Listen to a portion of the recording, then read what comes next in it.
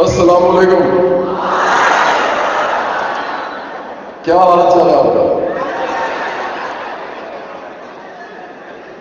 I would prefer that it should be an interactive session. I'm not here to just make a speech for you people. مجھے لگتا ہے کہ ہمیں بات چیت بھی کرنی چاہیے آپس میں. ڈائلاگ ہمیشہ زیادہ بہتر ہوتا ہے بجائے کہ آپ ایک طرفہ یک طرفہ بات سنیں. لیکن دو چیزیں اس سے پہلے بتانا چاہتا ہوں. پہلی چیز یہ ہے کہ میرے والدین جو ہیں وہ دونوں پروفیسرز تھے. میری والدہ she is no more with us. She died 6 years ago, almost 7 years ago. In February it will be her 7th death anniversary. وہ بھی اور میرے والد صاحب گورنمنٹ کالج لاہور کے پڑھاتے تھے. آج کل وہ ریٹائرڈ ہیں. ہم ان کے ساتھ رہتے ہیں, پروفیسر توقیر احمد. یہ دونوں جو ہیں میرے والدین, مسز انیس توقی, میری پروفیسر مسز انیس توقی میری والدہ, اور میرے والد صاحب, یہ دونوں فیصل آباد میں بھی پڑھاتے رہے ہیں. انہوں نے کافی عرصہ پڑھایا ہے, کم از کم 5-6 سال اس شہر میں. اور میرے جو ددیال ہیں, جو میرے جو دادا کی فیملی جو ہے وہ ساری شروع سے لاہور کی ہے, کچھ 6-7 جنریشن سے تو ان کو پتہ ہے. اور میری والدہ کشمیر سے وہ آئے تھے, وہ کشمیری تھے, تو وہ نانا نانی کشمیر سے مائگریٹ کیے تھے. لیکن جب مجھ سے کوئی پوچھتا ہے کہ میں کہاں پیدا ہوا تھا, تو میں ان کو بتاتا ہوں کہ میں فیصل آباد میں پیدا ہوا تھا.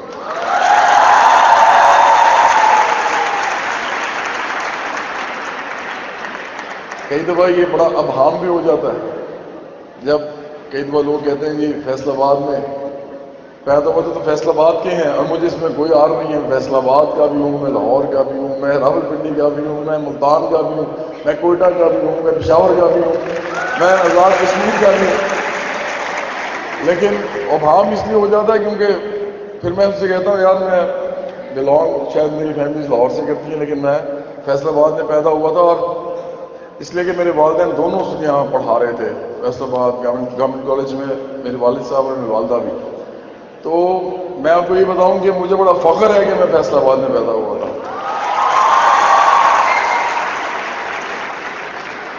دوسری نسبت جو ہے وہ تھوڑی سی فرق سی ہے. میرا خیال ہے میری جو اسپیچ ہے اس کا اگر کوئی بنیاد اس کی بنے گی تو شاید یہ بات بنے گی, آپ کو بتانے میں لگا دوں.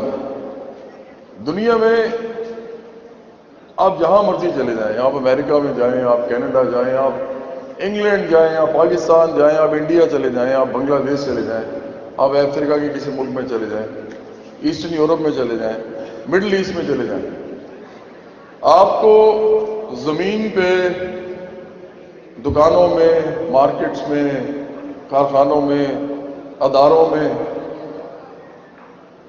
جہازوں میں, بسوں میں, گاڑیوں میں, ہر جگہ انسان ملیں گے. انسان جو ہوتے ہیں وہ ایک سپیشیز ہے. اس کے 2 ٹانگیں ہیں, 2 بازو ہیں, ایک سر ہے, سر پہ 2 آنکھیں ہیں, ایک ناک ہے. میں ایک نارمل انسان کی بات کر رہا ہوں. تو جو ایک شبیہ ہے وہ ایسی ہے, وہ آپ کو ہر جگہ نظر آئے گی. دنیا کی کوئی ایسی جگہ نہیں ہے جہاں پہ آپ کو انسان نظر نہ آئے. یہ پلانٹ انسانوں نے ہی اتنا بڑا, اتنا ٹیکنالوجیکلی ایڈوانس 21ویں صدی کا پلانٹ ہے جس کو ہم ارتھ کہتے ہیں, یہ آباد کیا ہے, یہ انسانوں نے کیا ہے. اب انسانوں کے اندر تخصیص شروع ہوتی ہے. تخصیص جو ہوتی ہے وہ ہوتی ہے مذہب کی بنیاد پہ بھی, وہ نسل کی بنیاد پہ بھی ہوتی ہے, وہ قومیت کی بنیاد پہ بھی ہوتی ہے, وہ علاقائیت کی بنیاد پہ بھی ہوتی ہے. اور جب ہم اس کو بہت ہی مائنیوٹ ڈیٹیل میں دیکھتے ہیں تو وہ پھر فرقوں کی بنیاد پہ بھی ہو جاتی ہے. وہ پھر کسی علاقے کے اندر ایک خاص کوئی فکری رجحان کے حوالے سے بھی ہو جاتی ہے. مثال کے طور پہ ملتان کے حوالے سے کہتے ہیں کہ جی وہ درویشوں کا شہر ہے, بڑے بڑے پیروں کا شہر ہے. تو ادھر اگر آپ کسی آدمی کے پاس جائیں یا کسی عورت کے پاس اور آپ ان سے بات شروع کریں تو ان کی بات, ان کی گفتگو میں کہیں نہ کہیں آپ کو تصوف ضرور ملے گا. وہ لوگ اس طرح کے ہیں. اگر آپ فیصل آباد میں آئیں تو یہاں پہ آپ کسی سے بھی بات شروع کریں تو آپ کو بزنس کی ضرور کہیں نہ کہیں کوئی بات ملے گی، کیونکہ یہ پاکستان کا ٹیکسٹائل انڈسٹری کا سب سے بڑا ہب ہے۔ ابھی بھی میرا خیال ہے، ویسے تو کراچی میں بھی ہے بہت ٹیکسٹائل، یہاں سے چلے گئے لوگ، بنگلہ دیش بھی چلے گئے، لیکن Faisalabad is known for its textile industry. تو مختلف شہروں کے مختلف رجحانات ہوتے ہیں۔ لاہور میں فلم انڈسٹری کیونکہ بہت زیادہ ہے، بامبے میں بہت زیادہ فلم انڈسٹری ہے، تو آپ جب جائیں گے نا وہاں تو ہر انسان کوئی نہ کوئی آرٹ یا کلچر یا فلم کی بات کرتا نظر آئے گا۔ اس کا مطلب کیا ہے کہ انسان جو ہوتے ہیں ان پہ مختلف چیزیں اثر انداز ہوتی ہیں۔ جو بھی انسان ادھر سے میرے سامنے بیٹھا ہے، چاہے وہ کوئی لڑکا ہے، چاہے لڑکی ہے، چاہے مرد ہے، چاہے عورت ہے، وہ جو کچھ بھی ہے اس کو معلوم ہے یا نہیں معلوم، لیکن اس کے اوپر اس کا ماحول، اس کا گھر، اس کی تعلیم گاہ مطلب درس گاہ، اس کے دوست، اس کے رشتہ دار، اور آخر میں اس کا محلہ جہاں پہ وہ رہتا ہے، کافی عرصہ شروع سے ٹائم گزارا ہے، یہ سب اس پہ اثر انداز ہوئے ہیں، تو وہ اس شکل میں موجود ہے۔ ہو سکتا ہے اس کا نام اجمل خان ہو سکتا ہے اس کا نام محمد انور ہو سکتا ہے ادھر کوئی کرسچن بیٹھا ہو، اس کا نام ڈیوڈ ہو۔ یہ سب لوگ جو ہیں ان کے اوپر بہت ساری چیزیں اثر انداز ہوئی ہیں، تو وہ ایسے بنے جیسے وہ ہیں۔ اگر ہم اس کو تھوڑا پھیلائیں تو قبائلی علاقے جو ہیں وہاں پر جس طرح کی زندگی ہے، جس طرح کے لوگ وہاں رہتے ہیں، جس طریقے سے وہ رہتے ہیں، قبائلی علاقہ بالکل فرق ہوتا ہے، ان کے اقدار ہی فرق ہوتے ہیں۔ پنجاب کی سرزمین اور قبائلی علاقے میں اتنا فرق ہے کہ اگر یہاں سے کوئی لڑکی جو یہاں پہ جو پڑھتی ہے اور جو انگریزی بھی بولتی ہے، جو یہاں پہ بڑے اچھے کپڑے بھی پہنتی ہے، اس کو اپنا کانفیڈنس بھی ہے کہ جی میں نے کچھ کیا ہے زندگی میں اور میں آگے جا کے ایک مکمل بھرپور انسان بھی بنوں گی، اگر وہ قبائلی علاقے میں چلی جائے تو بڑا مشکل ہو جائے گا اس کا ایون سڑک کے اوپر باہر نکلنا۔ تو یہ بھی ایک ماحول ہے جس کے اندر آپ نہیں سمجھ سکتے جب تک آپ وہاں جائیں گے نہیں، یا کسی اور کو سمجھنے کی کوشش نہیں کریں گے کہ وہ ایسا کیوں ہے۔ ہر انسان جیسا ہوتا ہے وہ ویسا ہی ہوتا ہے جیسا، پہلی بات کہ وہ کس گھر میں پیدا ہوا اور اس گھر کا مذہب کیا تھا، سب سے پہلی بات یہ۔ تو وہ مسلمان کے گھر میں پیدا ہوتا ہے تو وہ مسلمان ہے، وہ ہندو کے گھر میں پیدا ہوا تو ہندو ہے، سکھ کے پیدا ہوا تو سکھ ہے، عیسائی کے گھر پیدا ہوا تو عیسائی ہے۔ اور میں آپ کو بتاؤں یہ بات پوری دنیا میں آپ جہاں بھی جائیں گے آپ کو ایسے ہی ملے گی۔ پھر قومیت اور مذہب کے نام میں ملک بھی بنتے ہیں، یا ملک اکثریت میں جو لوگ ہوتے ہیں وہ ملک کو کہتے ہیں کہ یہ ہمارا ملک ہے، یہ ایسے بھی ہوتا ہے۔ پاکستان بھی ایک نظریے کے اوپر بنا کہ اسلام یہاں پہ ہم نے نافذ کرنا ہے اور ہم نے اسلام کے حوالے سے بات کرنی ہے، ہر چیز جو ہے وہ اسلام کے دائرے کے اندر ہوگی۔ لیکن آج ہم جب دیکھتے ہیں تو ہمیں یہ سمجھ نہیں آتی کہ رسول اللہ صلی اللہ علیہ وسلم نے جس اسلام کی بات کی تھی وہ تو سلامتی کا مذہب تھا، وہ تو برابری کا مذہب تھا۔ جب انہوں نے اپنی تحریک سٹارٹ کی تھی تو انہوں نے بات یہ کی تھی کہ انسان برابر ہوں گے۔ یہی بات بنو امیہ کو نہیں سمجھ آتی تھی، وہ کہتے تھے کیسے ہوتا ہے بھائی، یہ مکہ سارا ہمارا ہے، ٹریڈ سینٹر بھی ہمارا ہے، یہ دولت بھی ہماری ہے، تم سب غلام ہو، لونڈیاں ہو، آپ لوگوں کے ساتھ جس طرح کا ہم مرضی رویہ کریں، یہ برابری کا نہیں، ہم نہیں کام چلنے دیں گے۔ تو پھر آپ کو پتہ ہے پوری تاریخ ہے اسلام کی۔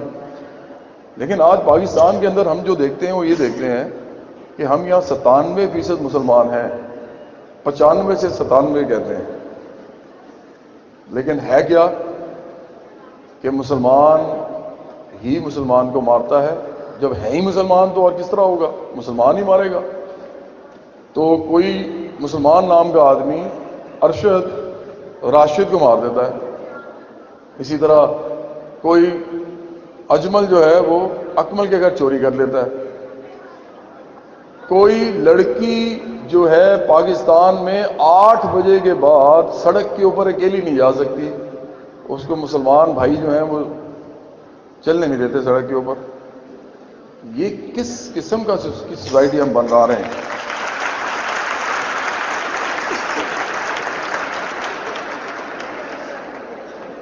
یہ اس سے صاف پتہ لگتا ہے کہ یہ مسئلہ اسلام کا نہیں ہے۔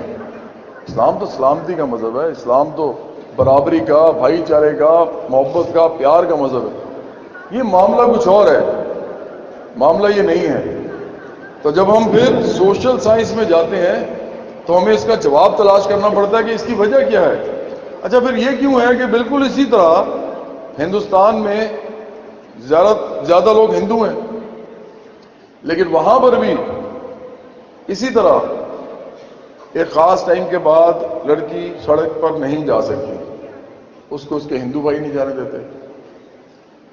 تو مسئلہ پھر اس کا مطلب ہے کہ وہ بھی نہیں ہوا کہ یہ ہندو مذہب کے اندر ہے اس طرح۔ اچھا جب آپ انگلینڈ میں جاتے ہیں تو انگلینڈ میں 12-12 1-1 بجے تک لوگ پھر رہے ہوتے ہیں، سیکیورٹی ہے، کوئی مسئلہ ہی نہیں ہے، لوگ انجوائے کر رہے ہیں، ان کی وہ جو کرنا چاہتا ہے کوئی وہ کر رہا ہے، کوئی کسی کو روکتا نہیں ہے، کوئی کسی کو کچھ کہتا نہیں ہے۔ اب آپ کہیں گے کہ شاید اس لیے کہ شاید کرسچینٹی میں ایسا ہوگا، ہم دیکھتے ہیں کہ ایسا بھی نہیں ہے، کیونکہ یہاں پر جو پاکستان میں، انڈیا میں، پھر دنیا کے ایسے ممالک جہاں پہ کرسچینٹی ہے، جیسے رشیا ہے، وہاں پہ بہت سے کرسچنز ہوں گے، بہت سی ایسٹرن یورپ کی اسٹیٹس ہیں، لیٹن امریکہ ہے، بہت سے کرسچنز ہیں، لیکن وہاں پر بھی ایسے بہت سی جگہیں ہیں جہاں پہ بالکل اسی طرح باہر نہیں کوئی جا سکتا۔ میں بہت ڈیولپڈ کنٹریز کی بات نہیں کر رہا۔ اس کی کیا وجہ ہے؟ جب آپ اور اندر گھسیں تو آپ کو پتہ لگتا ہے کہ لوگ اپنا غصہ جو ہے وہ نکالتے ہیں مختلف طریقوں سے۔ وہ غصہ کس چیز کے اوپر ہوتا ہے؟ وہ غصہ ہوتا ہے معاشی ناہمواری پہ۔ اصل میں جب کسی کے بچے کو اسکول وہ نہیں جا سکتا، جب وہ بیمار ہو جائے، اس کا باپ تو اس کے لیے دوائی نہیں لے سکتا، جب وہ انسان جو ہے وہ قسم پرسی میں رہتا ہے، محرومی میں رہتا ہے، مجبوری میں رہتا ہے، تو ایک طبقاتی تضاد جنم لیتا ہے وہاں سے۔ ایک طبقاتی تضاد جب اس کو نظر آتا ہے کہ باقی لوگ انجوائے کر رہے ہیں، میں نہیں کر رہا، یہ کہتے ہیں کہ تمہارا قصور ہے، میرا تو کوئی قصور نہیں ہے، میں تو سب کچھ کرنے کو تیار ہوں، محنت بھی کرنے کے لیے، مجھے کچھ ملتا نہیں ہے، تو آخر کار پھر وہ ایسی تمام چیزوں کے اوپر لڑتا ہے جس میں علاقہ بھی ہوتا ہے، مذہب بھی ہوتا ہے، نسل بھی ہوتی ہے، زبان بھی ہوتی ہے، یہ مختلف چیزوں کے اوپر پھر وہ لڑتا ہے اور آپ اس کو روک نہیں سکتے۔ میں ہمیشہ کہتا ہوں کہ غریب آدمی چوری نہیں کرے گا تو کیا کرے گا؟ غریب آدمی اگر جھوٹ نہیں بولے گا تو سروائیو کیسے کرے گا؟ غریب آدمی گناہ یا جرم کے بغیر زندگی کیسے گزارے گا؟ کیونکہ اس نے تو روزی کمانی ہے اس ملک میں جہاں پر اس آدمی کا کوئی پرسان حال ہی نہیں ہے۔ تو کہتے ہیں کہ کرائم جو ہے نا، کرائم وہ لاسٹ رکاوٹ ہوتی ہے ریولوشن کے راستے میں۔ جرم جو ہوتا ہے وہ انقلاب کے راستے میں آخری رکاوٹ ہے، کیونکہ اگر اس جرم کرنے والے کو پتہ لگ جائے نا کہ جو میں بڑی مشکل سے کہیں نہ کہیں سے خطرہ مول لے کے چھیننا چاہتا ہوں یا چوری کرنا چاہتا ہوں، اصل میں تو میرا یہ حق ہے اور مجھے تمام لوگوں کے ساتھ مل کے اپنے اس حق کو ہر صورت میں حاصل کرنا پڑے گا انقلاب کی صورت میں، تو یہ اصل طریقہ ہے اس آدمی کی خوشحالی کا، یہ اصل طریقہ ہے اس آدمی کی اپنی زندگی میں ایک چینج کے لیے، تبدیلی کے لیے۔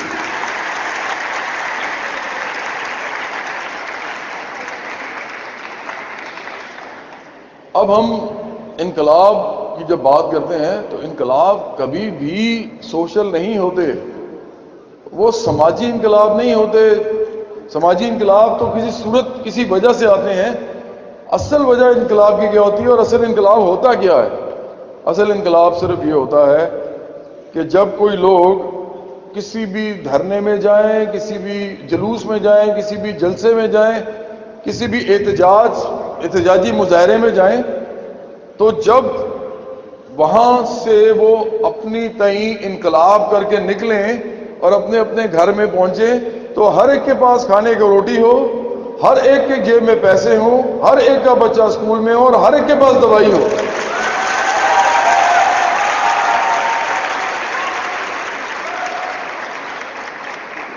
ادروائز انقلاب جو ہے وہ پھر سمٹ کے کچھ ہاتھوں میں چلا جائے گا۔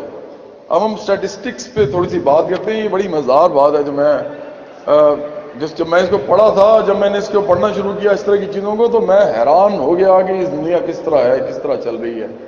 میں تو ہمیشہ لوگوں کو کہتا ہوں کہ یہ زمین آسمان خدا نے بنائے ہیں، چاند سورج ستارے بارش پھول پتے چرند پرند سب خدا نے بنائے، لیکن دیکھیں خدا نے تو یہ سب کے لیے بنائے ہیں، ہر ایک کے لیے، لیکن دنیا میں پتہ کیا ہے؟ صرف 85 لوگ دنیا کے، صرف 85، 85۔ آپ لوگ ابھی بھی میرے خیال میں 1000 تو ہوں گے، یا بہت بھی کم کر لیں تو 800 900 تو ہوں گے اس وقت، میرا تو خیال ہے 1000 سے زیادہ ہیں آج اس وقت۔ میں صرف 85 لوگوں کی بات کر رہا ہوں، 85۔ آپ کو پتا ہے دنیا میں 85 لوگوں کے پاس اتنی دولت ہے، اتنی دولت ہے جتنی اس دنیا میں 3.5 ارب لوگوں کے پاس ہے۔ 3.5 ارب اس دنیا کی آدھی آبادی جو ہے اس کے پاس جتنی دولت ہے وہ صرف 85 لوگوں کے پاس ہے۔ دنیا کون چلا رہا ہے پھر؟ وہ 85 لوگ یا وہ 3.5 ارب لوگ؟ یہ تو بہت ہی زبردست بات آپ نے کی ہے۔ آپ کو پتا ہے میں تو چاہ رہا تھا کہ آپ وہ جواب دیں کہ 85 لوگ چلا رہے ہیں، لیکن آپ نے اصل بات کر دی۔ اصل میں تو وہ 3.5 ارب لوگ ہی چلا رہے ہیں دنیا۔ وہ زمین کا سینہ چیرتے ہیں تو غلہ اگتا ہے، وہ فیکٹریوں میں کام کرتے ہیں تو کپڑا ملتا ہے، جوتے ملتے ہیں، ہر وہ آسائش ملتی ہے جو ہمیں اصل میں وہی چلا رہے ہیں۔ بالکل ایسا ہے، میں بالکل آپ کی بات مانتا ہوں، لیکن دنیا کے سسٹمز وہ نہیں چلا رہے۔ مصیبت یہ ہے کہ ان سے کام کروایا جا رہا ہے، لیکن کام کون کروا رہے ہیں؟ وہ 85 لوگ ہیں جو وہ چلا رہے ہیں۔ اسی طرح دنیا میں جو 100 لوگ ہیں، صرف 100 لوگ، 100، آپ کو پتا ہے ان کی اینول انکم کتنی ہے؟ اینول انکم، ایک سال کی آمدنی، ایک سال کی 100 لوگوں کی آمدنی کتنی ہے کہ اگر وہ چاہیں تو اس آمدنی سے اس دنیا کی ساری غربت کا مطلب سمجھیے بھوک نہیں ہے صرف، غربت ملٹی ڈائمینشنل چیز ہے، اس میں بھوک بھی ہے، بیماری بھی ہے، اس میں روزگار بھی ہے، اس میں تعلیم بھی ہے، سب کچھ ہے اس میں۔ اس دنیا کے اندر 100 لوگوں کی آمدنی اتنی ہے کہ وہ اس دنیا کی ٹوٹل غربت جو ہے اس کو ایک نہیں 4 دفعہ ختم کر سکتے ہیں اس آمدنی سے، 4 دفعہ۔ یہ کیا دنیا ہے جس میں ہم رہتے ہیں؟ یہ کیا سسٹم ہے جو انسانوں کو چلا رہا ہے؟ کیا یہ خدائی سسٹم ہے؟ کیا خدا نے کہا تھا کہ ایسا سسٹم بنائے؟ خدا نے تو سب کے لیے سورج بنایا۔ ابھی ہمارے دوست ہیں عمر بلوچ صاحب، وہ بڑی خوبصورت بات انہوں نے کہا کہ جب سورج کی روشنی نیچے آتی ہے تو وہ غریب کی کٹیا پہ بھی پڑتی ہے اور امیر کے محل پہ بھی پڑتی ہے۔ جب بارش ہوتی ہے تو وہ بھی اسی طرح محل پہ بھی آتی ہے اور کٹیا پہ بھی آتی ہے۔ اس کا مطلب کیا ہے کہ وہ تو ایکول سب کو دے رہا ہے، ہر چیز، ہر ایک کو اس نے ایکول سب کو دیا ہوا ہے۔ وہ کون لوگ ہیں جو اس کو چینج کرتے ہیں؟ اس کو سمجھنے کی ضرورت ہے، ذہن میں رکھیے گا یہ بات۔ یہ خدا نہیں کر رہا کسی کے ساتھ کچھ۔ کیا اس دنیا میں جو چوری ہوتی ہے، ڈاکہ پڑتا ہے، خدا نہ خواستہ ریپ ہوتا ہے یا کوئی قتل ہوتا ہے، تو کیا اس میں نعوذ باللہ خدا نے کہا ہوتا ہی ہو؟ یہ سارا کچھ انسان کرتے ہیں، سب کو معلوم ہے۔ تو کوئی مجبوری میں کرتا ہے، کوئی ظلم کرنے کے لیے کرتا ہے، لیکن کرتے انسان ہیں۔ تو اب ہم ایک بات طے کرنے لگے ہیں، وہ بہت ضروری بات ہے، آپ کو ضروری سمجھنی ہے یہ بات۔ آپ میرے سب جو ہیں دوست ہیں، آپ میرے بھائی ہیں، آپ میری بہن ہیں، سب جتنے بھی لوگ یہاں بیٹھے ہوئے ہیں، دیکھیں سمپل سی بات ہے۔ پاکستان، اب میں آپ سے بات شروع کرنے لگا ہوں، اب کوئی لیکچر نہیں ہے، میں آپ سے صرف انٹریکٹیو بات کروں گا۔ مجھے بتائیں پاکستان کا جو دستور ہے، کانسٹیٹیوشن آف پاکستان، وہ خدا نے لکھا ہے یا انسان نے لکھا ہے؟ پاکستان میں جو پولیس ہے اس کے جو رولز اینڈ ریگولیشنز ہیں سارے، جس کے اوپر وہ کام کرتی ہے، وہ انسانوں نے لکھے ہیں یا خدا نے؟ پاکستان کے اندر جو جج فیصلہ کرتے ہیں، عدالت میں بیٹھ کے لکھتے ہیں فیصلہ اور اس کو بھی سناتے بھی ہیں، اور اس کے نتیجے میں ایک آدمی یا بری ہو جاتا ہے یا قید ہو جاتا ہے یا اس کو سزا ہو جاتی ہے۔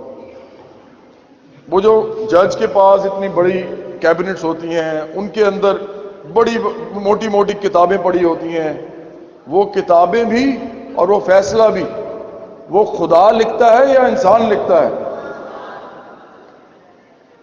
تو آپ کو پتہ ہے اس کا مطلب کیا بن رہا ہے؟ اب ہم ایک اور چیز کی بات کرتے ہیں. جتنے بزنس کے، بینکنگ کے، ٹریڈ کے جتنے اصول ہیں، قواعد و ضوابط ہیں، لاز ہیں، وہ سارے خدا نے بنائے ہیں یا انسان نے بنائے ہیں؟ اور جو پارلیمنٹ کے اندر لیجسلیشن ہوتی ہے، جس کو ہم قانون سازی کہتے ہیں، جس کے اوپر تمام سسٹمز استوار ہوتے ہیں، جس کے توسط سے تمام چیزیں چلتی ہیں، وہ جو لیجسلیشن ہے پارلیمنٹ کے اندر، وہ خدا کرتا ہے یا انسان کرتے ہیں؟ تو مجھے بتائیں کہ جو دنیا کا نظام ہے وہ تم نے طے کر لیا تھا پہلے ہی، وہ تو خدا چلا رہا ہے. سورج، چاند، ستارے، روشنی، پھل پھول کا جو ہے وہ اگنا، یہ سب کچھ، ہوا، پانی، سب خدا کر رہا ہے.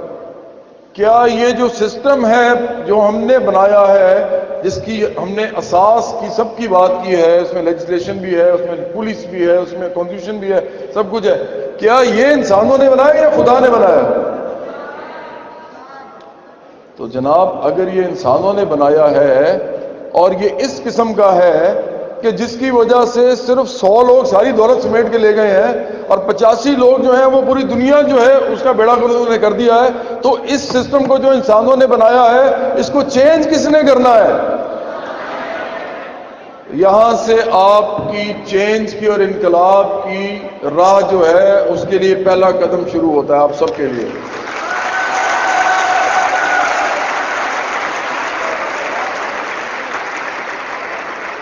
جب آپ یہ بات سمجھ لیں گے نا ایک دفعہ، تو پھر غریب کو آپ یہ نہیں کہہ سکیں گے کہ بھائی تو ایسا ہے چونکہ خدا یہ چاہتا تھا. امیر کو آپ یہ نہیں کہہ سکتے کہ بھائی تو کہتا ہے کہ مجھے تو سب کچھ خدا نے دیا ہے. کیا خدا نے تمہیں اس طرح کا بنایا؟ آپ کو پتہ ہے پاکستان میں جتنے امیر ہیں، جتنے مشہور لوگ ہیں، جتنے ظالم لوگ ہیں، طاقتور لوگ ہیں، ان میں سے زیادہ تر جو ہیں وہ اس قسم کے ہیں کہ آپ کو معلوم ہی ہے، سب چور ہیں، ڈاکو ہیں، قاتل ہیں، لٹیرے ہیں. کیا خدا نے ان کو یہ دیا سب؟ خدا کو کیا سمجھتے ہیں آپ؟ وہ تو جسٹس پہ بلیو کرتا ہے. تو جس طرح اس نے غریب کو غریب نہیں بنایا، اس نے امیر کو بھی امیر نہیں بنایا. یہ ذہن میں رکھیے گا. اس ملک میں تمام امیر لوگ جو ہیں وہ تمام وہ حربے اختیار کرتے ہیں جو خدا کی کتاب اور خدا کی تعلیمات کے بالکل برعکس ہوتے ہیں. سب کو معلوم ہے. تو یہ دنیاوی دوڑ جو ہے نا جی، دنیاوی دوڑ، اس میں خدا کا کوئی ہاتھ نہیں ہے. وہ تو کہتا ہے کہ جس طرح کی کوشش کرو گے ویسا ہی ملے گا. اگر حرام کی کوشش کرو گے حرام ملے گا، حلال کی کرو گے حلال ملے گا. لیکن اب پرابلم یہ ہو گئی ہے، ساتھ اس نے یہ بھی کہا ہے کہ اگر یہ اس طرح کر دے کہ لوگوں کا بیڑا غرق کر دے، لوگوں کا تو برا حال کر دے، تو پھر آپ کو، یہ تو خدا نے بھی کہا ہے اور ہم سب کو بھی پتا ہے، ہمارے اندر سے یہ پھوٹتا ہے انقلاب کا سر چشمہ، ہر انسان کے اندر سے. ہر انسان سٹرگل کرنا چاہتا ہے لائف میں.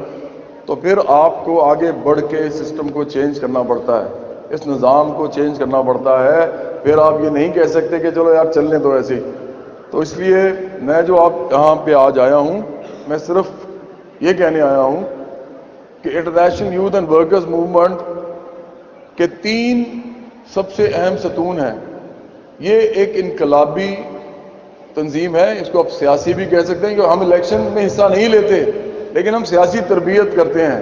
اور ہم سمجھتے ہیں کہ سیاسی تربیت کرنے کے بعد ہی انقلاب ہوتا ہے. جب تک آپ کے پاس ہراول دستے نہیں ہوں گے جو دنیا کے تمام انقلابی تحریکوں کو نہ جانتے ہوں گے، جب تک وہ دنیا کے سسٹمز کو نہیں جانتے ہوں گے، جب تک وہ جاگیردارانہ سماج کو نہیں جانتے ہوں گے، جب تک وہ کیپٹلسٹ سسٹم کو نہیں جانتے ہوں گے، سرمایہ دارانہ نظام کس طرح چلتا ہے، اس کی بنیاد کیا ہے، یہ کس طریقے سے اپنے شکنجے میں سب لوگوں کو لے لیتا ہے، اور آخر میں اس کی ہائر سٹیج جو ہوتی ہے وہ امپیریلزم ہوتی ہے، وہ سامراجیت ہوتی ہے. تو یہ سب کچھ جن لوگوں کو سمجھ آئے گا وہی لوگ دنیا کو چینج کریں گے، اور ہمیں لگتا ہے وہ پاکستان سے سٹارٹ ہوگا.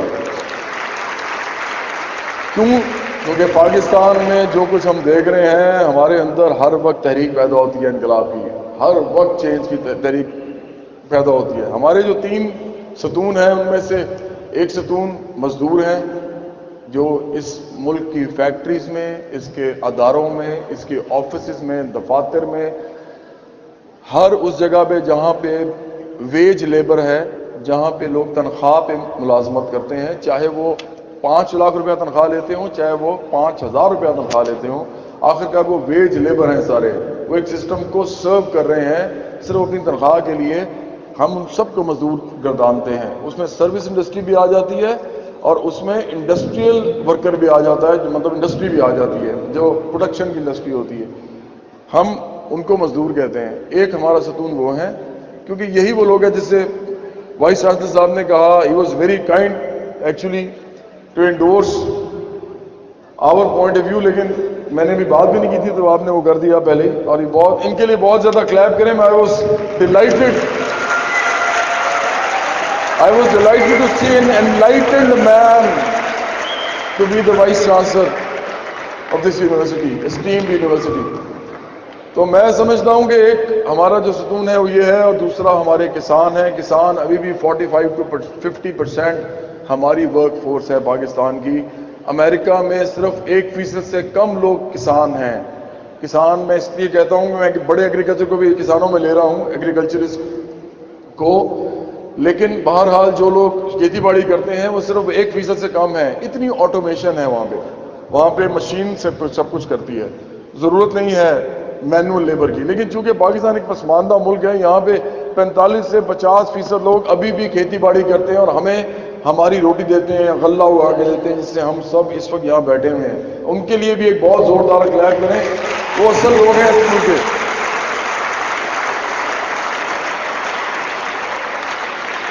وہ ہماری 45 to 50% ورک فورس ہے. اور تیسری فورس جو سب سے امپورٹنٹ ہے، جو کہ پاکستان میں سب سے زیادہ وافر مقدار میں موجود ہے، جس کے بغیر کوئی چینج نہیں آ سکتا، جو کہ اگر فیصلہ نہ کرے کہ انقلاب آئے گا تو انقلاب کبھی بھی نہیں آ سکتا اس ملک میں. وہ فورس جو ہے وہ ہے نوجوان اور خاص طور پہ طلباء کی.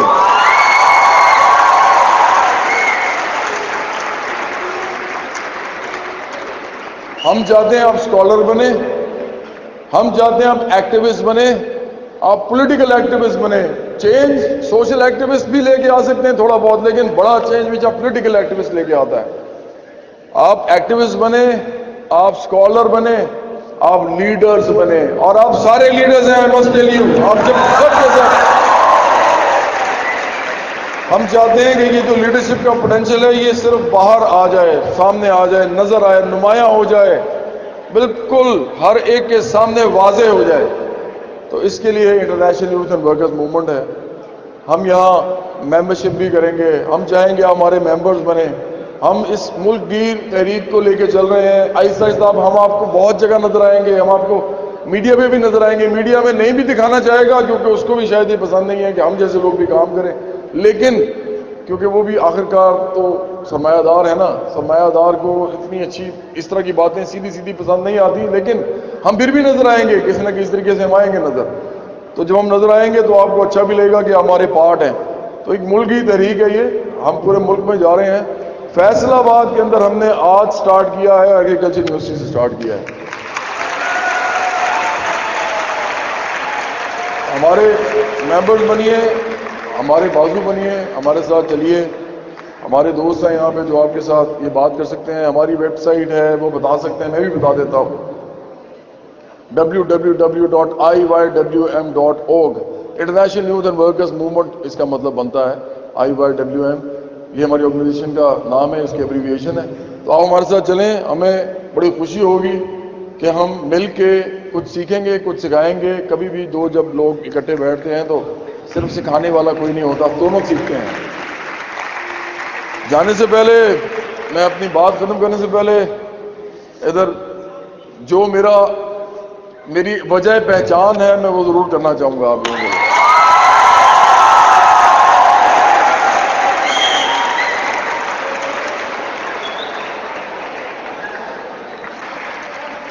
تو پہلا جو میں کر رہا ہوں اس کا نام ہے مٹی دا پلوان.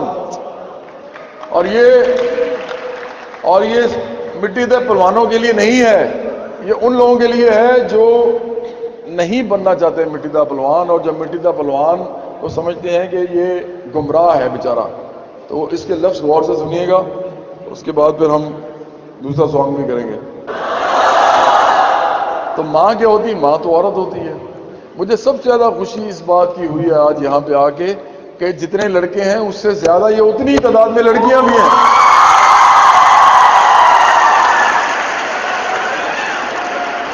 یہ بہت میرا دل بڑا ہو گیا آپ کے یہاں آنے کی وجہ سے۔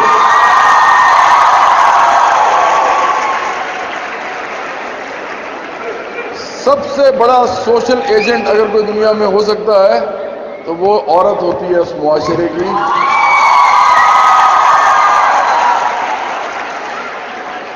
تو میں یہ پہلا سانگ جو ہے یہ میں ڈیڈیکیٹ کر رہا ہوں اس وقت ایگریکلچر یونیورسٹی کے اس ہال کے اندر بیٹھی ہوئی تمام عورتیں، تمام خواتین کو۔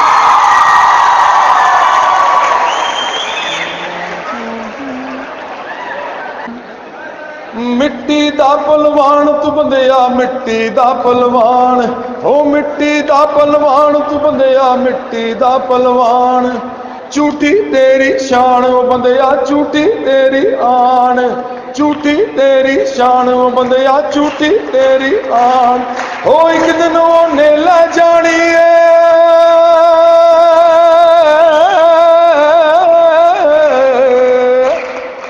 ایک دن نے لے جانی ہے کٹ کے تیری جان، مٹی دا پلوان تو بندیا مٹی دا پلوان، او مٹی دا پلوان تو بندیا مٹی دا پلوان، اچے اچے ترلے تیرے ایتھے ہی رہ جانے، محل منارے سارے تیرے ایک دن ٹہ جانے، رہنا نہیں نشان وہ بندیا رہنا نہیں نشان، چھڑ دے کرنے مان تو بندیا چھڑ دے کرنے مان، ہو ایک دن نے لے جانی ہے،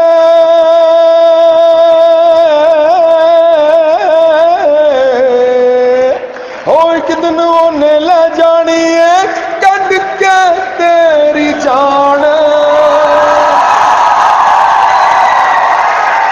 مٹی دا پلوان تو بندیا مٹی دا پلوان، میرے ساتھ گائیں گے 1 2 3 4، مٹی دا پلوان تو بندیا، ہو مٹی دا پلوان تو بندیا، ساواں دیے کھیڈ جناں چ آندے جاندے رہن، ساواں دیے کھیڈ جناں چ آندے جاندے رہن، ویلا سر تے آ جاوے تے ٹٹن سجرے ٹین، ککھوں ہولا ٹان تو بندیا ککھوں ہولا ٹان، چڑھ پاویں اسمان تو بندیا چڑھ پاویں اسمان، او ایک دن نے لے جانی ہے،